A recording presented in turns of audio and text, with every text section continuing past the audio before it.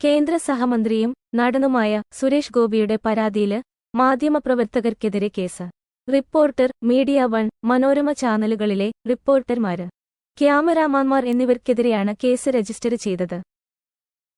കേന്ദ്രമന്ത്രിയെ വാഹനത്തില് കയറ്റാൻ അനുവദിക്കാതെ തടഞ്ഞുവെന്നും സുരക്ഷാ ജീവനക്കാരനെ ഭീഷണിപ്പെടുത്തി തള്ളിമാറ്റിയെന്നുമാണ് എഫ്ഐആറിൽ ഉള്ളത്. 2 ജാമ്യമില്ലാ വകുപ്പുകൾ ഉൾപ്പെടെ 3 വകുപ്പുകൾ പ്രകാരമാണ് പോലീസ് കേസെടുത്തിരിക്കുന്നത്. രാമനിലയം ഗസ്റ്റ് ഹൌസില് മാധ്യമപ്രവർത്തകര് മാർഗതടസ്സം സൃഷ്ടിച്ചെന്ന് ചൂണ്ടിക്കാണിച്ച് തൃശൂര് സിറ്റി പോലീസ് കമ്മീഷണർക്കാണ് സുരേഷ് ഗോപി ഇന്നലെ പരാതി നൽകിയത്. സുരക്ഷാ ഉദ്യോഗസ്ഥരുടെ ഔദ്യോഗിക കൃത്യനിർവഹണം തടസ്സപ്പെടുത്തിയെന്നും പരാതിയിലുണ്ട്. സുരേഷ് ഗോപി മാധ്യമപ്രവർത്തകരെ തള്ളിമാറ്റിയെന്ന് അനില അക്കര എംഎൽഎ പരാതി നൽകിയിരുന്നു. ഇതിനു പിന്നാലെയാണ് മാധ്യമപ്രവർത്തകർക്കെതിരെ സുരേഷ് ഗോപി പരാതി നൽകിയത്. അനില അക്കരയുടെ പരാതിയിലും പോലീസ് അന്വേഷണം തുടങ്ങി.